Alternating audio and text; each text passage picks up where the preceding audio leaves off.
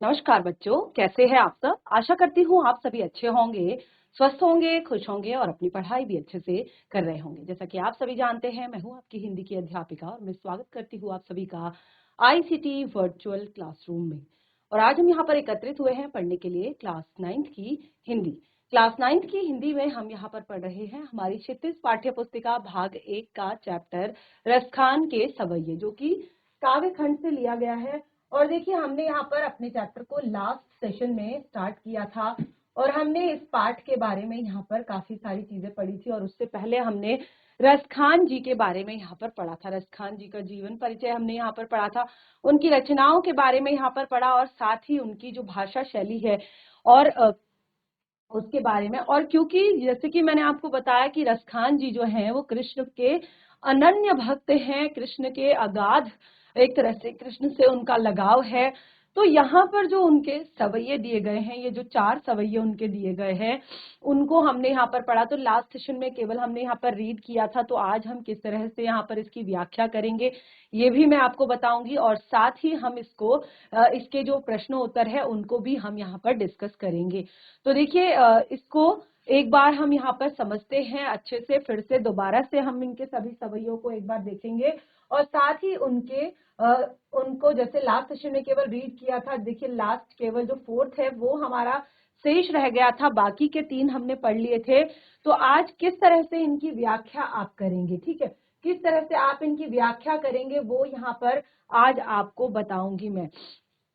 तो देखिए, ये आपने नोट कर लिया होगा शायद अपनी नोटबुक में, और अगर नहीं किया है तो आप रफ नोटबुक में नोट कर सकते हैं। और फिर ये आपका होमवर्क होगा कि आप इसकी प्रॉपर तरीके से अच्छे से जो है भावार्थ आप इसका लिख कर लाएंगे और साथ ही आप इसकी व्याख्या करेंगे और साथ ही आप इसका प्रसंग भी लिखेंगे। तो देखिए, जैसे मैंने आपको बताया कि हमें यहाँ पर जो है 4 सवैये दिए गए हैं रसखान जी के, और उन 4 सवैयों में हमने यहाँ पर क्या करना है कि उन चारों को समझना है, अच्छे से पढ़ना है। तो जैसे कि मैंने आपको बताया कि रसखान जी जो हैं वो कृष्ण के अनन्य भक्त हैं। तो कृष्ण के अनन्य भक्त होने के साथ साथ वो कृष्ण जन्मभूमि के प्रति भी अपना बहुत ही ज्यादा लगाव रखते हैं। कृष्ण जन्मभूमि के प्रति भी उनका अनन्य प्रेम है। यानी कि आपने देखा, हमने लास्ट सेशन में जो 2 सवैये यहाँ पर पढ़े, तो वो हर चीज अपनी कृष्ण से जुड़ी हुई बताते हैं। वो बताते हैं कि वो अगर उनकी मृत्यु होती है, यानी कि उन्होंने अपने पहला जो सवैया यहाँ पर हमने पढ़ा था, तो क्या पढ़ा था हमने, देखिए इसको रिवाइज करना है और इसी तरह से यही इसी के साथ साथ जैसे मैं आपकी इसकी व्याख्या भी करती रहूंगी, तो आप चाहे तो उसको नोट भी करते रहिएगा। तो देखिए, मानुष हो तो वही रसखानी बसो ब्रज गोकुल गांव के ग्वारन। तो आप क्या करेंगे, अगर आप इसको इसका प्रसंग, इसकी व्याख्या यदि कर रहे हैं,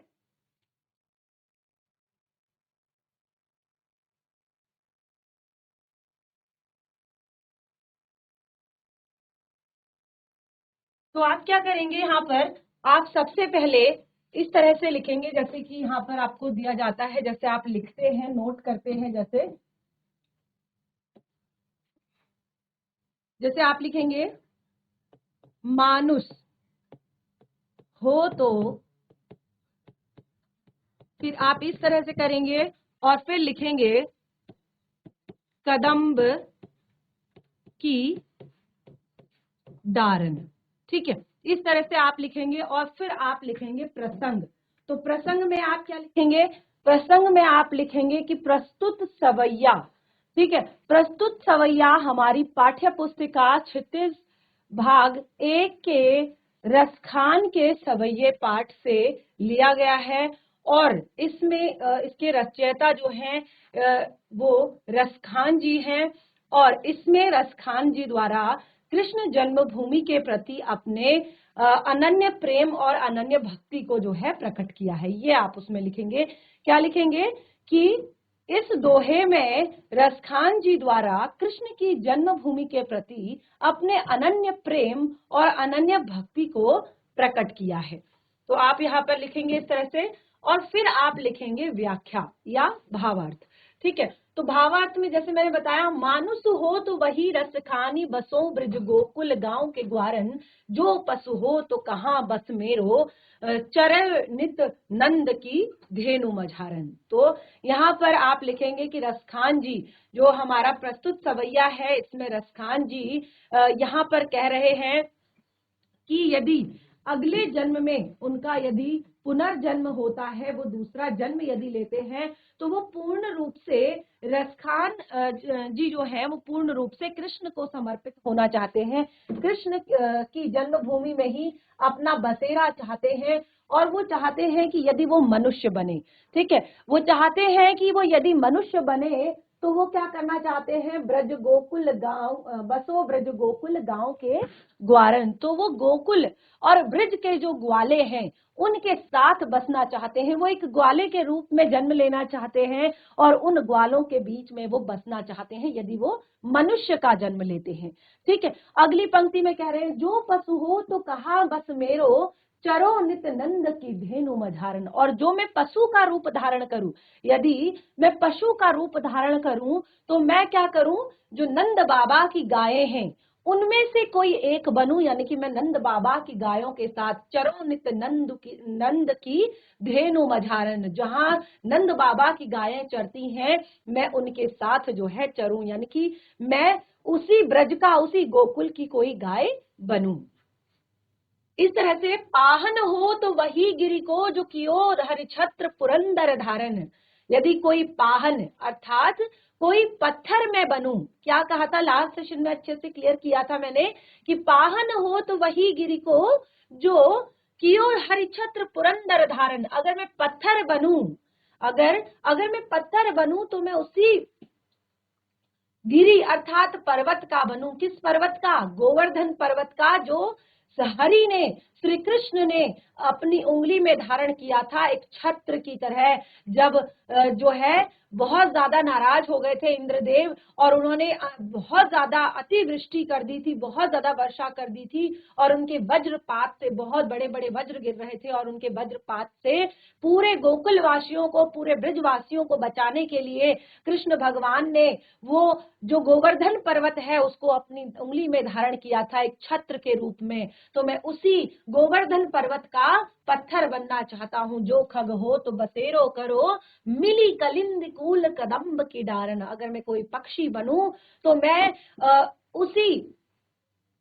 उसी जगह बसेरा करूं जहां पर कालिंदी, कूल, कदम्ब आदि के वृक्ष जो है होते हैं, यानी कि ये सब कहाँ होते हैं, ब्रज में होते हैं, गोकुल में होते हैं, और मैं उन पर ही निवास करना चाहता हूं यदि मैं कोई पक्षी बनूं। तो पहला हमारा सवैया यहाँ पर क्लियर होता है और लास्ट सेशन में भी बहुत अच्छे से मैंने इसको एक्सप्लेन किया था। तो इस तरह से आप लिखेंगे, ठीक है ना। आप चाहे रफ में नोट कर रहे हैं, चाहे आप देखिए अभी आप रफ में ही नोट कीजिए, क्योंकि कुछ चीजें बोलते बोलते छूट भी जाती हैं, तो आप जब उसको प्रॉपर तरीके से फेयर में करेंगे तब आप अच्छे से उसको लिखिएगा। अगला है, या लकुटी अरु कमरिया पर राज तिहू पुर को तजिडारो, जो कृष्ण का रूप सौंदर्य है, दूसरा सवैया जो है उसमें कृष्ण के रूप सौंदर्य का वर्णन किया है और कहते हैं कि मैं इस सुंदर रूप के लिए अपना सब कुछ त्यागने के लिए तैयार हूं। इतना सुंदर जो कृष्ण का रूप है उसके लिए मैं सब कुछ त्यागने के लिए तैयार हूं। तो क्या लिखेंगे, इसका प्रसंग क्या लिखेंगे, प्रस्तुत सवैया हमारी पाठ्य पुस्तिका 36 भाग 1 के पाठ रसखान के सवैये से लिया गया है। इसके रचयिता, इसके कवि रसखान जी हैं और इसमें रसखान जी द्वारा कृष्ण का जो रूप सौंदर्य है, कृष्ण की जो सुंदरता है, उसके लिए अपना सब कुछ वारने की बात की है, अपना सब कुछ न्योछावर उनके रूप सौंदर्य पर करने की बात की है। इस तरह से आप इसका प्रसंग लिखेंगे। समझ आ रहा है सभी को? कहीं पर कोई डाउट होता है, कोई चीज समझ में नहीं आती है तो वो क्लियर कीजिएगा, पूछ लीजिएगा। तो देखिए किस तरह से व्याख्या लिखेंगे, या लकुटी अरु कमरिया पर राज तिहू पुर को तजिडारो।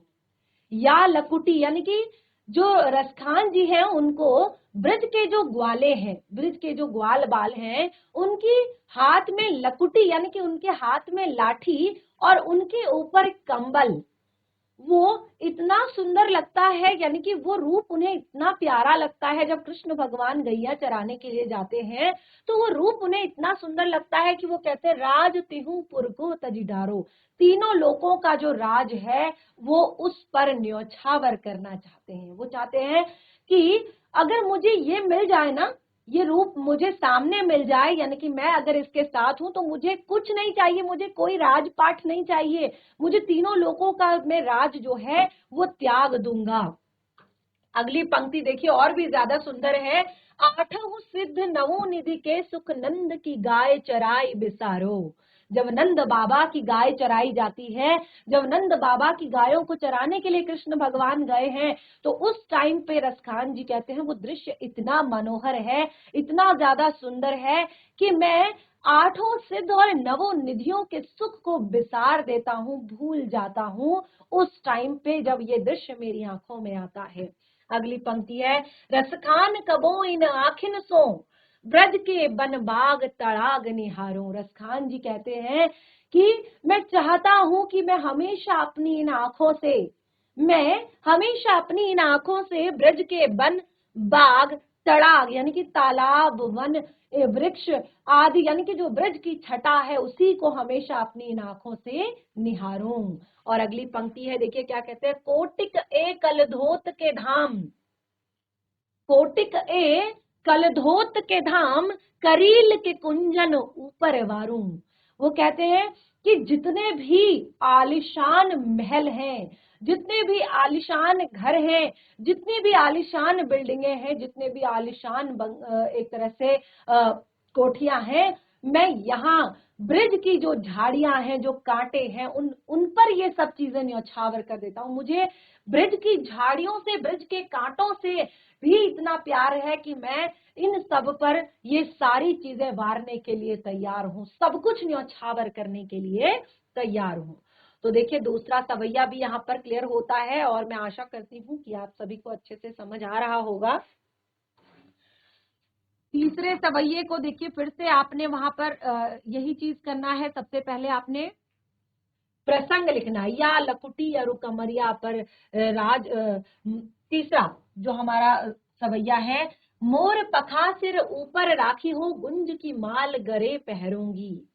तो ये जो हमारा सवैया है इसमें क्या है कि इस वाले सवैये में यहाँ पर इसका भी प्रसंग आप किस तरह से लिखेंगे कि प्रस्तुत सवैया हमारी पाठ्य पुस्तिका क्षितिज भाग 1 के रसखान के सवैये पाठ से लिया गया है, जिसमें गोपियां श्री कृष्ण को रिझाने के लिए, श्री कृष्ण को मोहित करने के लिए, श्री कृष्ण को अपनी तरफ आकर्षित करने के लिए कृष्ण का ही रूप धारण कर लेना चाहती हैं।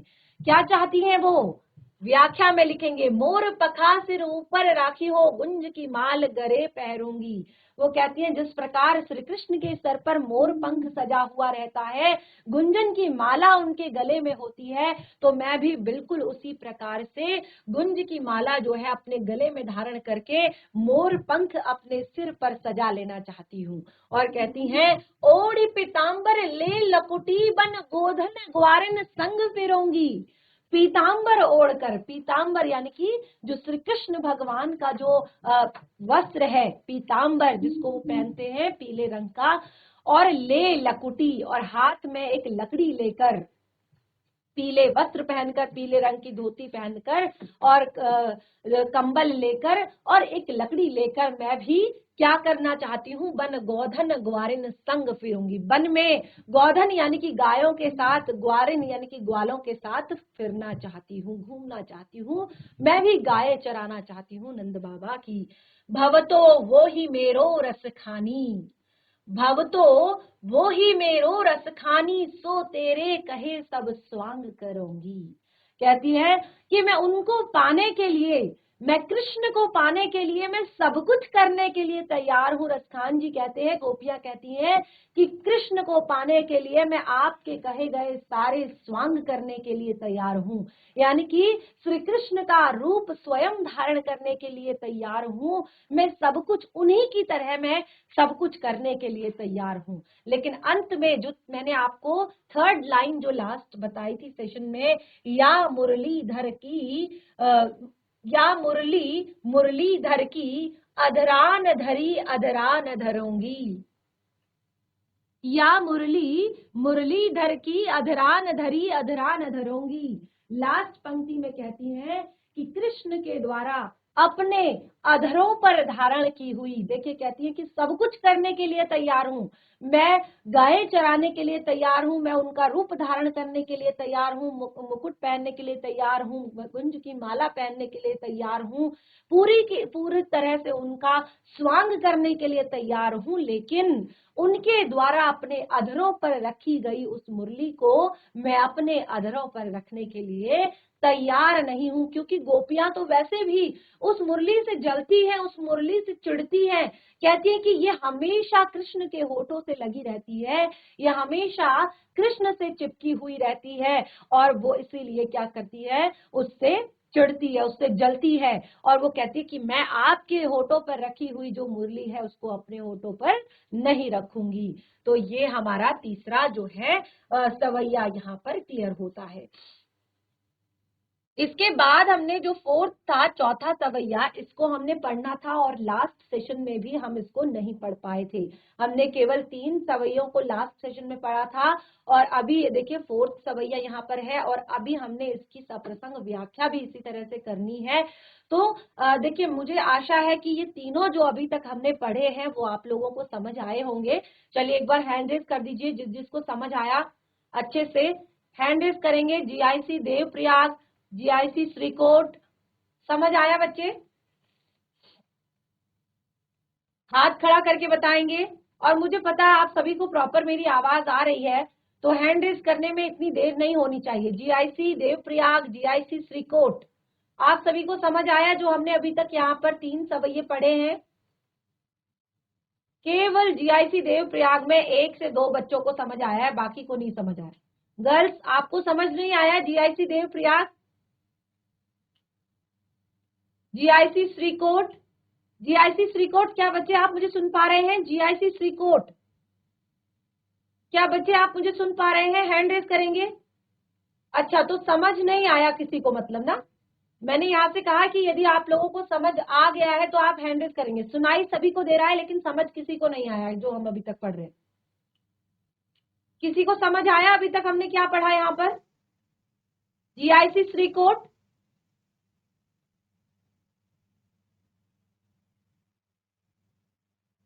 जीआईसी देवप्रयाग, कोई भी एक बच्चा माइक लेगा।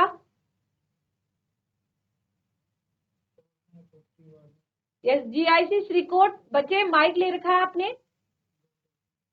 Yes yes ma'am. आपको अनम्यूट कर दिया गया है बच्चे। यस, गुड मॉर्निंग बच्चे। Good morning ma'am. Very good morning. Class 9th के बच्चे हैं आप? Yes ma'am. हम क्या पढ़ रहे हैं बच्चा यहाँ पर? यस मैम, यहाँ पे हम हिंदी की कविता है जी, ये क्षितिज किताब की, और इसके कवि रसखान है। हाँ, वेरी गुड। तो समझ आ रहा है आपको? अभी तक हमने 3 सवैये यहाँ पर पढ़े, और पूरी मैंने लास्ट सेशन में केवल रीड किया था और थोड़ा बहुत क्लियर किया था, और अभी सप्रसंग व्याख्या की है। समझ आया आप सभी को? जी यस मैम। पीछे बॉयज, समझ आया आप सभी को? Good morning ma'am. Very good morning बच्चे। समझ आया हम क्या पढ़ रहे हैं यहाँ पर? मैम जी कविता मैम एक बार फिर से पढ़ा दो मैम। फिर से पढ़ानी है जी। बच्चे, ये लास्ट सेशन में भी पढ़ी थी और अभी भी हम इसको मैंने फिर से पूरा रिवाइज किया है। और क्या आपने क्लास में इस चैप्टर को पढ़ा है? जी। फिर से बोलिए बच्चा। नहीं पढ़ा मैम। नहीं पढ़ा है, चलिए कोई बात नहीं। देखिए इसीलिए मैं आप लोगों से कहती हूँ, ना तो आप हैंड रेज करके कोई रिस्पॉन्स करते हैं। अगर समझ आ रहा है नहीं आ रहा है, आप जब मैं पूछती हूँ तो आप लोगों को हैंड रेज करना चाहिए। नहीं आ रहा है तो आप इस तरह से कह सकते हैं कि समझ नहीं आ रहा है, या फिर आप माइक लेकर हैंड रेज कर सकते हैं कि मैम मुझे कुछ बोलना है, मुझे समझ नहीं आ रहा है। देखिए क्योंकि आप बैठे हैं, 45 मिनट्स आप यहाँ पर दे रहे हैं और मैं भी यहाँ से पढ़ा रही हूँ। अगर आप लोग को समझ नहीं आ रहा है तो ना तो आपके समय का उपयोग हो रहा है और ना ही मेरे समय का उपयोग हो रहा है। ठीक है, तो समझ आता है तो हैंड रेज करेंगे, नहीं आता है तो भी माइक लेकर हैंड रेज करेंगे कि मैम मुझे कुछ कहना है, और बता सकते हैं कि समझ आ रहा है या नहीं आ रहा है। ठीक है, जैसे आपने कहा कि दोबारा पढ़ा दीजिए, तो अभी तक फिलहाल हमने जो ये 3 सवैये है ना, इन्हें 2-2 बार तो पढ़ ही लिया है, और प्रॉपर तरीके से मैंने बहुत अच्छे से इसका जो भावार्थ है वो भी क्लियर करने की कोशिश की है, लेकिन आपको समझ नहीं आया, कोई बात नहीं, फिर से रिवाइज करेंगे। लेकिन लास्ट जो हमारा सवैया है इसे अब एक बार पढ़ लेंगे, क्योंकि ये हमने लास्ट सेशन में भी नहीं पढ़ा था। ठीक है, तो इसीलिए मैं कहती हूँ कोई भी डाउट हो तो जरूर एक बार बीच में हैंड रेज करें, और घर से भी पढ़कर आए, ताकि समझ आपको पता चले कि मुझे समझ आया भी है कि नहीं। क्योंकि जहां यहाँ पे पढ़ा और सीधे घर गए और फिर नेक्स्ट डे फिर आ गए, तो कैसे पता चलेगा कि मुझे कुछ समझ आ रहा है कि नहीं, या कुछ पढ़ा कि मैंने नहीं। ठीक है, तो देखिए, कानन दे अंगुरी रहिबो, फोर्थ जो हमारा सवैया है उसको पढ़ रहे हैं। कानन दे अंगुरी रहिबो, जब ही मुरली धुन मंद बजे ही। अच्छा, कौन रीड करेगा, कौन पढ़ेगा? एक बार जिसके हाथ में माइक है वो गर्ल जरा सा पढ़िए बच्चा इसको। जीआईसी श्रीकोट फ्रंट में आपको अनम्यूट कर दिया गया है। यस बच्चा। जी, जी, काननी दे अंगूरी रहिबो, जबहि मुरली धुनि मंद बजहि। मोहनी तानन सो रस खानी, अटा चढ़ी गोधन गया है तो गया है।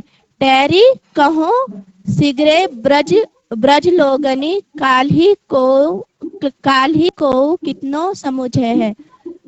माई रीवा मुख की मुस्कानी, सम्हारी न जइए न जइए न जइए। वेरी गुड, वेरी गुड, बहुत अच्छे। बैठ जाइए बच्चा। तो देखिए क्या कहा है यहाँ पर जो रसखान जी हैं वो क्या कह रहे हैं अब। ठीक है, यहाँ पर देखिए, काननी दे अंगुरी रहिबो, जब ही मुरली धुन मंद बजे ही। ठीक है, और आप सभी को पता है श्री कृष्ण और गोपियों का जो प्रेम है, ठीक है ना, इसके बारे में आप सभी जानते हैं कि किस तरह से जब कृष्ण की बांसुरी बजती थी, कृष्ण जब बांसुरी की मंद जो है ध्वनि बजाते थे, तो उस टाइम पे गोपियां जो है पूरी तरह से एक तरह से डूब जाती थी उनके उस मुरली की धुन में, और अपने सारे घर के काम काज छोड़कर, अपने बच्चों को छोड़कर, अपने परिवार को छोड़कर, अपने पति को छोड़कर, अपने सास ससुर को छोड़कर वो कृष्ण के पीछे जो है दौड़ी चली जाती थी, जहां से वो मुरली की धुन जो है आ रही होती थी। तो इस तरह से अब देखिए उसके बारे में यहाँ पर रसखान जी कह रहे हैं, यानी कि गोपियों के कृष्ण के प्रति जो गोपियों का लगाव है, कृष्ण के प्रति जो गोपियों का प्रेम है, उसको यहाँ पर दर्शाया है। तो सेम भावार्थ में आपने पहली लाइनें तो वही लिखनी है कि प्रस्तुत सवैया हमारी पाठ्य पुस्तिका 36 भाग 1 के काव्य खंड के रसखान के सवैये पाठ से ली गई है, और इस पाठ के कवि या रचयिता जो हैं वो रसखान जी हैं, और इसमें रसखान जी ने गोपियों के कृष्ण के प्रति अनन्य प्रेम और अनन्य भक्ति को दर्शाया है। ठीक है, इस तरह से आप इसका प्रसंग लिखेंगे। और व्याख्या कैसे करेंगे? देखिए, व्याख्या के लिए पहले आपको पढ़ना पड़ेगा, समझना पड़ेगा। मोहिनी तानन सो रसखानी, अटा चढ़ी गोधन गहे तो गहे। तेरी कहो सिगरे ब्रज लोगिनी, काल ही को कितनो समुझे ही। माई रे वा मुख की मुस्कानी, समारी न जय न जय न जय ही। कितनी सुंदर पंक्तियां हैं। देखिए क्या कहा है कि कानिन दे अंगुरी रहिबो, जब मुरली धुन मंद बजही। जब श्री कृष्ण भगवान अपनी बांसुरी की धुन बजाना शुरू करते हैं, जब श्री कृष्ण भगवान अपनी मुरली बजाना शुरू करते हैं, तो गोपियां जो है अपने कानों पर उंगलियां रख लेती है। गोपियां अपने कान बंद कर लेती है कि नहीं, हमें नहीं सुनना, हमें नहीं सुनना। क्योंकि जब वो सुन लेती हैं तो फिर उनसे रहा नहीं जाता, और उनसे रहा नहीं जाता, और फिर वो क्या हो जाती है, बिल्कुल उसी में मंत्र मुग्ध हो जाती है। वो सब कुछ भूल जाती है, वो अपना सब कुछ भूल जाती है, अपना घर, अपना परिवार, अपना एक तरह से काम, अपना सब कुछ छोड़कर वो उस धुन के पीछे चली जाती हैं। तो वो कहती है नहीं, हमें नहीं सुनना इसको, क्योंकि कृष्ण जो है जब तक मुरली की धुन बजा देते हैं, और गोपियां कानन दे अंगुरी रही, वो अपने कानों में जो है उंगलियां डाल लेती हैं। मोहिनी तानन सो रस खानी, इस मोहिनी तान को सुनकर, क्योंकि ये जो बांसुरी की धुन है ना, ये इतनी ज्यादा मोहित करने वाली है, इतनी ज्यादा सुंदर है, इतनी रसीली है कि इंसान तो क्या, गोपियां तो क्या, ब्रज के लोग तो क्या, जो पशुधन है, जो गौधन है, जो गायें हैं, वो भी क्या करती हैं, अटा चढ़ी गौधन गहे तो गहे, अटारियों पर चढ़कर, यानी कि ऊंचाई पर चढ़कर, जो ऊंचाई वाला स्थान होता है, अटारी मतलब ऊंचाई वाला जो स्थान होता है। जैसे आपने देखा होगा ना कि जो गांव की जमीन होती है वो हमेशा एक तरह से पूरी समतल नहीं होती, कहीं पे थोड़ा ऊंचा नीचा पठार टाइप का होता है, तो वहां पर चढ़कर वो भी बिल्कुल शांत होकर सुनने लगती है, यानी कि अपना चरना छोड़ देती है और शांत होकर उस मुरली की धुन को सुनने लगती हैं। टैरी कहो सिगरे ब्रज लोगिनी, काली को कोम कितनो समझे ही। अब ब्रज के लोग कहते हैं कि कितना समझाएं किसी को कितना समझाएं इस चीज के लिए कि मत पड़ो इन सब के पीछे, यानी कि अब इसके पीछे मत जाओ, अपने घर को देखो, अपने परिवार को देखो, अपने काम को देखो। तो यहाँ पर क्या कहती है, माई री वा मुख की मुस्कानी, क्योंकि जब ब्रज के कान्हा की जो बांसुरी की धुन है गोपियों के जो कानों में पड़ती है ना, तो उनके चेहरे पर जो एक स्माइल होती है, आपने देखा होगा कि जब हमें किसी बात से खुशी मिलती है, जब हमें हमारा कोई एक तरह से किसी इंसान के बारे में या किसी भी काम के बारे में, किसी भी चीज के बारे में जब हम सोचते हैं, तो हम अगर अकेले में भी है तो हमारे फेस पे एक स्माइल आ जाती है, हमारे हमारे हम थोड़ा सा मन जो है खुश हो जाता है। आप कभी आपने देखा होगा कि आप कोई अपना फेवरेट सॉन्ग सुनते हैं, गाना सुनते हैं, तो अगर आप थोड़ा सा बुझे बुझे से भी हैं तो उसके बाद आप में भी एक नया जोश आ जाता है और आप भी उसको गुनगुनाने लगते हैं, स्माइल आ जाती है फेस पे। तो बिल्कुल गोपियों के साथ भी वही है, माई रे बा मुख की मुस्कानी, सम्हारी न जय है न जय है न जय है। वो कृष्ण की बांसुरी की धुन को सुनकर, कृष्ण की बांसुरी की धुन जब गोपियों के कानों में जाती है तो उनके चेहरे की मुस्कान संभाली नहीं संभलती, बिल्कुल वो मुस्कान उनके चेहरे पर आ ही जाती है। तो क्या कहा है, मुस्कान संहारी न जय है न जय है न जय ही। तो ये मुस्कान जो है संभाले नहीं संभलती है, जो गोपियों के मुख पर आती है, जो गोपियों के चेहरे पर आती है कृष्ण की बांसुरी की धुन को सुनकर ये मुस्कान। ठीक है, तो इस तरह से ये वाला सवैया भी हमारा यहाँ पर क्लियर हो गया है। तो जैसे आप लोगों ने कहा कि बाकी के जो सवैये हैं उनको एक बार रिवाइज करा दीजिए, तो एक बार रिवाइज तो मैंने करवा दिया है इस सेशन में, क्योंकि लास्ट सेशन में हमने इसको पढ़ा ही था एक बार।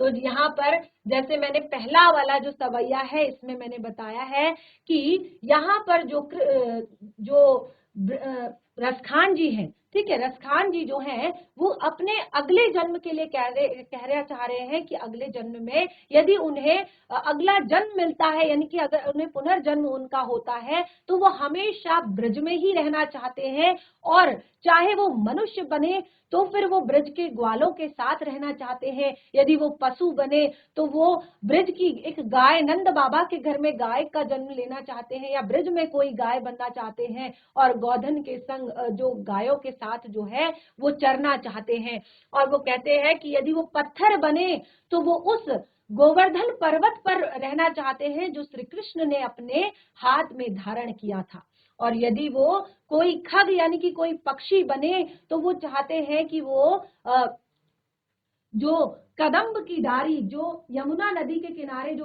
पेड़ है, कदम के वृक्ष हैं, उन पर वो निवास करना चाहते हैं यदि कोई पक्षी वो बने। और दूसरा जो सवैया है यहाँ पर, जैसे मैंने आपको बताया कि वो कृष्ण के रूप सौंदर्य का उन्होंने वर्णन किया है, कृष्ण के रूप सौंदर्य पर वो अपना सब कुछ न्यौछावर करना चाहते हैं, यानी कि उनको तीनों लोकों का राज्य नहीं चाहिए, उनको आठों सिद्ध नवों निधियों का सुख नहीं चाहिए, और वो कहते हैं कि जब भी मेरी आंखें अगर खुले, जब भी मेरी आंखें खुले तो मैं हमेशा ब्रज के इन पेड़ पौधों को, इन तालाबों को, इन वनों को, इन तड़ागों को निहारना चाहता हूं। और अगला उन्होंने कहा कि ब्रज के इन कटीली झाड़ियों के ऊपर मैं सब कुछ, जितने भी बड़े बड़े धाम हैं, जितने भी बड़े बड़े महल हैं, मैं सब कुछ उन पर न्यौछावर करना चाहता हूं। ये क्लियर हुआ? अब समझ आया बच्चे? हैंड रेज करके बताएंगे, समझ आ रहा है आपको?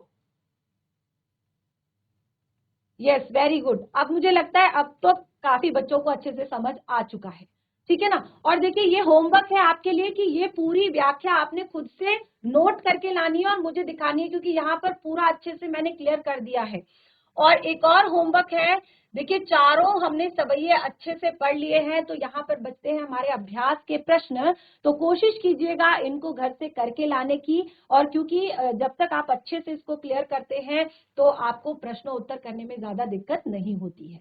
तो ये आपका होमवर्क है, और कोशिश करेंगे। फिर भी कोई भी डाउट होता है, आपको लगता है कि समझ नहीं आया है, क्योंकि ये जो आपकी जो यहाँ पर सवैये हैं ये थोड़ा सा, अब देखिए मैं बार बार आप लोग को बता रही हूँ, तो मुझे लग रहा है कि आप लोग को आ गया, लेकिन कई बार बच्चे ध्यान नहीं देते हैं, तो आप लोग को समझ यदि ना आया हो तो भी कोई दिक्कत नहीं है। नेक्स्ट सेशन में आप अपने सारे डाउट्स क्लियर कर सकते हैं, चाहे वो प्रश्न उत्तर से रिलेटेड हो या भावार्थ से रिलेटेड हो।